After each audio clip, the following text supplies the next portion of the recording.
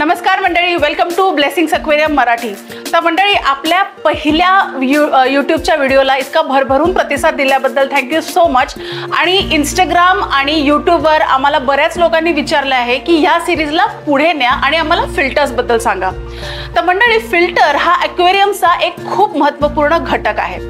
जसं आपण म्हणतो की बॅकबोन हा एखाद्या माणसाचा इम्पॉर्टंट भाग आहे, तसंच फिल्टर, एक चांगला फिल्टर हा एक्वेरियमसाठी बॅकबोन आहे।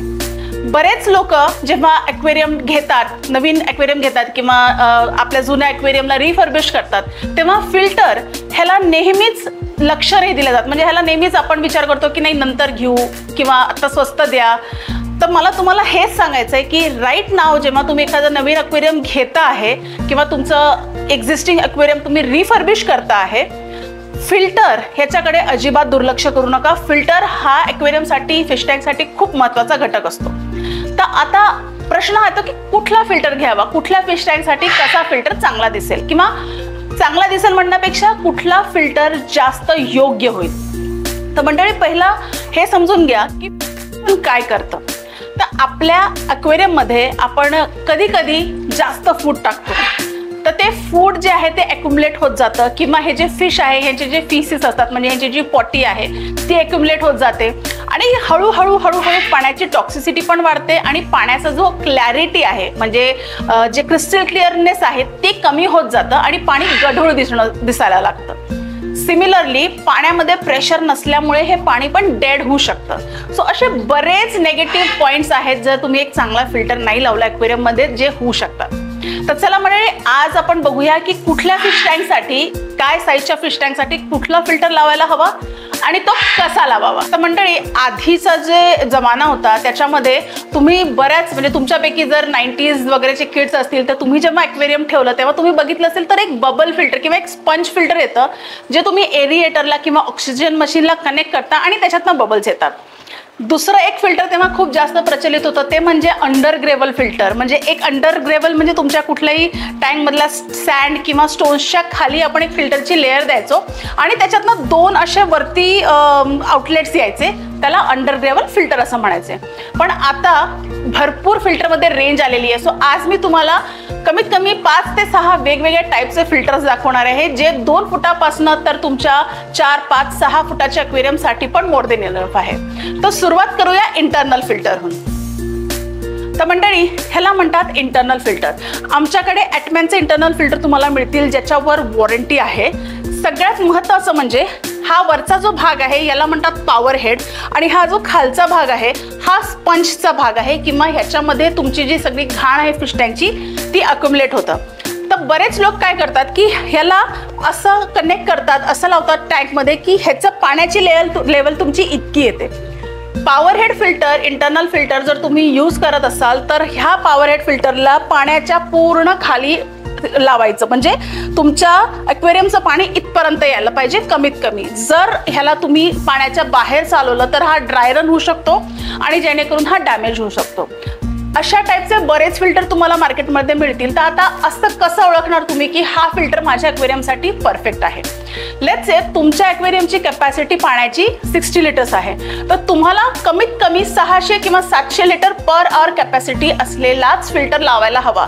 अदरवाईज त्याच्यापेक्षा लहान कॅपॅसिटीचा फिल्टर तुमच्या टँकमध्ये क्लीनलीनेस देणार नाही आणि त्याला काही अर्थ राहणार नाही। सो एकच फिल्टर घ्या, 2 फिल्टर घ्यायची तुम्हाला गरज नाही आहे। आपल्या फिश टँकच्या पाण्याचं जे व्हॉल्यूम आहे त्याच्या कमीत कमी 10 पट लिटर्स पर आवर कॅपॅसिटीचा फिल्टर आपल्या फिश टँकमध्ये नक्की लावावा। आणि इंटरनल फिल्टर लावताना नक्की लक्षात ठेवा की it is suppose to be submerge under water. So हा कम्प्लिटली पाण्याच्या आतच लावायला हवा। मित्रांनो, आणखीन एक प्रकार आहे फिल्टरचा ज्याला की आपण म्हणतो टॉप फिल्टर,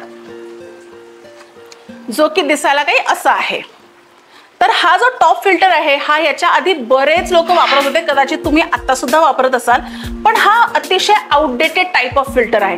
मला पर्सनली स्वतःला हा फिल्टर रेकमेंड करायला फारसं आवडत नाही until and unless there is a special case. कारण तुम्हाला सांगते, हा फिल्टर आपण जेव्हा लावतो ना, तर ही जी मशीन असते ही पाण्यात असते आणि हे जे युनिट आहे हे युनिट आपण अक्वेरियमच्या वरती ठेवतो, तर जेणेकरून ह्याच्या आउटलेटमधनं पाणी अक्वेरियममध्ये पडतं.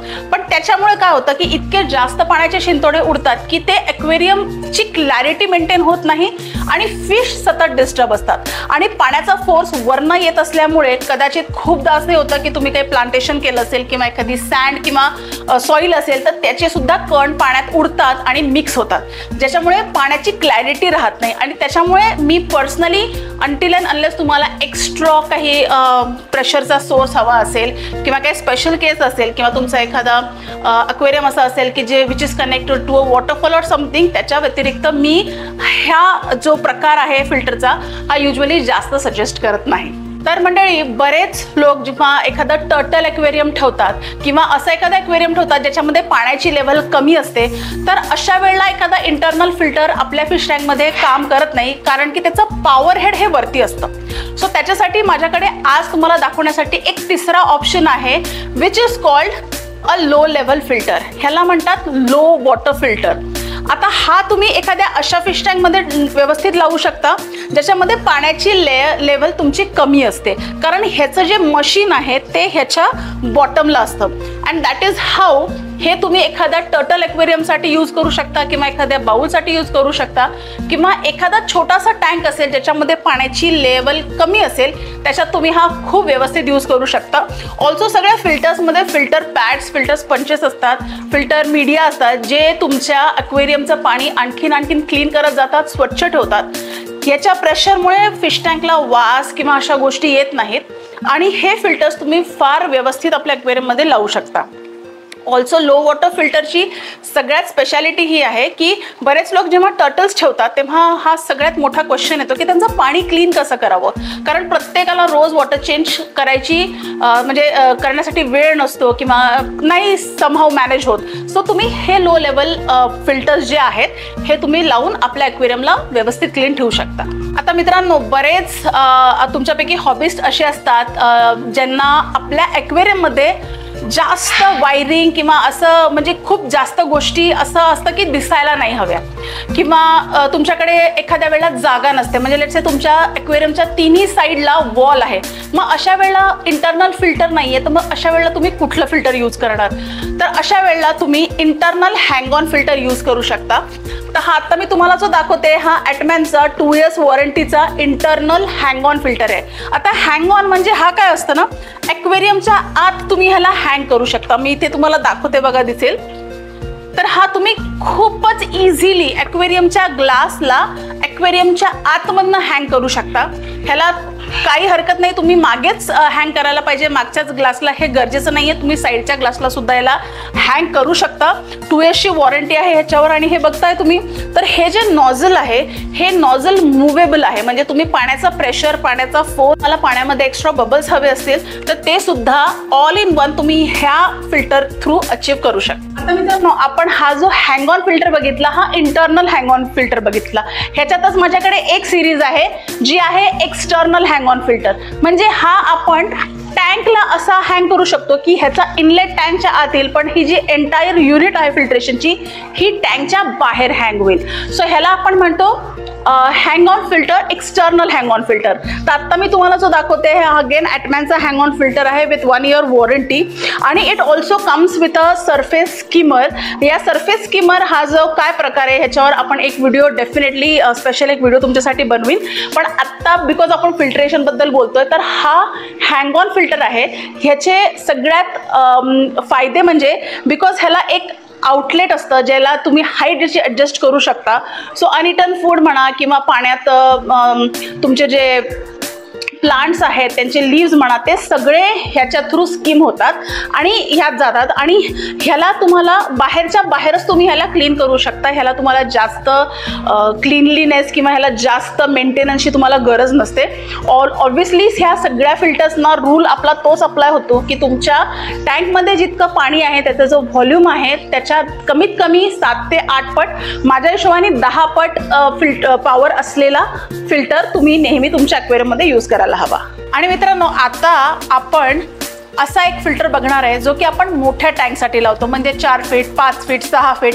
ॲक्च्युली तुम्ही 2 किंवा 3 फीटच्या ॲक्वेरियमसाठी पण हे लावू शकता.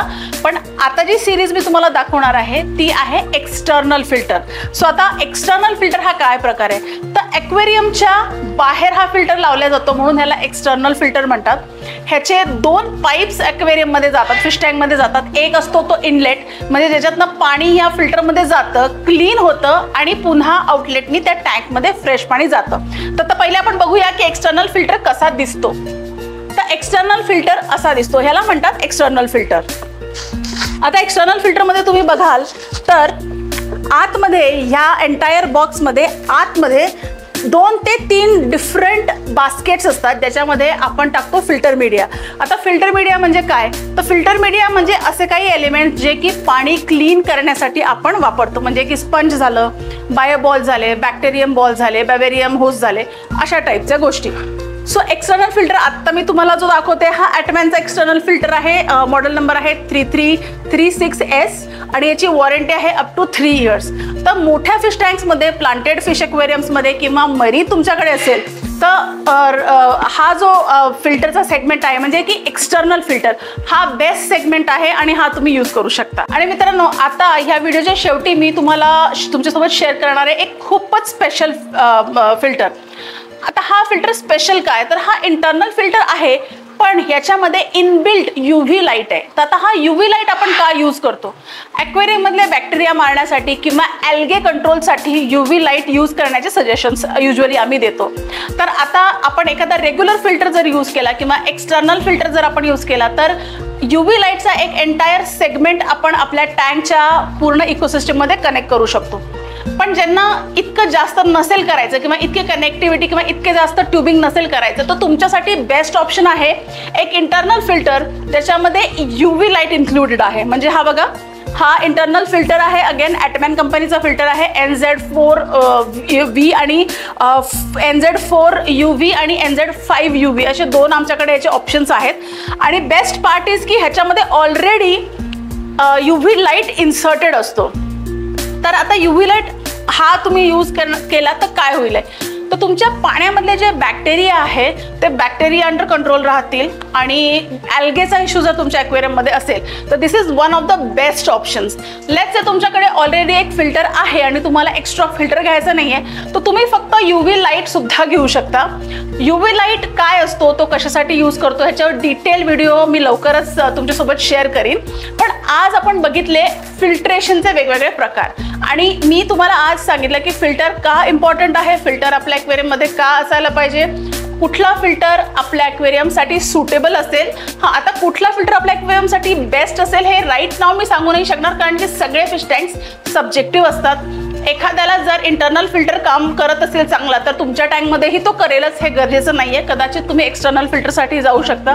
सो एव्हरी टँकचं जसं सेटअप असतो ॲज पर दॅट फिल्ट्रेशन आपण वेगवेगळे यूज करायला पाहिजे. मात्र हे नक्की लक्षात ठेवा की लिटर्स ऑफ व्हॉल्यूम जो असतो त्याच्या कमीत कमी 10 म्हणजे इंटू 10 तरी तुमचं फिल्ट्रेशनची कॅपॅसिटी पाहिजे, अदरवाईज तुमचा टँक क्लीन राहणार नाही. एक वेळ फिल्ट्रेशन फिश टँक घेताना एखाद्या डेकोरेशनच्या एखाद्या पीसवर तुम्ही कॉम्प्रोमाइज करा पण फिल्ट्रेशनवर अजिबात कॉम्प्रोमाइज करू नका. तर मित्रांनो, आज आपण बघितलं की फिल्टरचे किती प्रकार असतात आणि कसा फिल्टर आपल्या ॲक्वेरियमसाठी आपण सिलेक्ट करावा.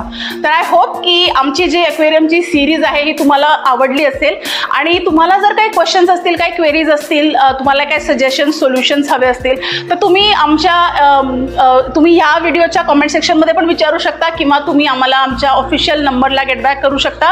वेबसाईटची लिंक मी खाली दिलेलीच आहे. सो तुम्ही वेबसाईटला जाऊन सुद्धा आम्हाला वेबसाईटला जाऊन चेकआउट करू शकता आणि त्याबद्दल काही क्वेरीज असतील तर आम्हाला गेट बॅक करू शकता. इंस्टाग्राम आणि यूट्यूब या दोन्ही माध्यमातून आमचा प्रयत्न हाच आहे की परफेक्ट फिश कीपिंग, ॲक्वेरियम कसं ठेवावं, ते कसं मेंटेन करावं, फिशेसबद्दलची सगळं नॉलेज हे तुमच्यापर्यंत आम्ही शेअर करावं.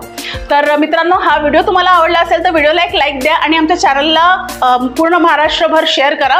बिकॉज फिश कीपिंगबद्दल ॲक्च्युअल आणि फॅक्च्युअल एज्युकेशन सगळ्यांपर्यंत पोहोचणं खूप गरजेचं आहे. आणि लवकरच परत येईन एक असाच इन्फॉर्मेटिव्ह व्हिडिओ घेऊन. तोपर्यंत happy fish keeping, take care and bye.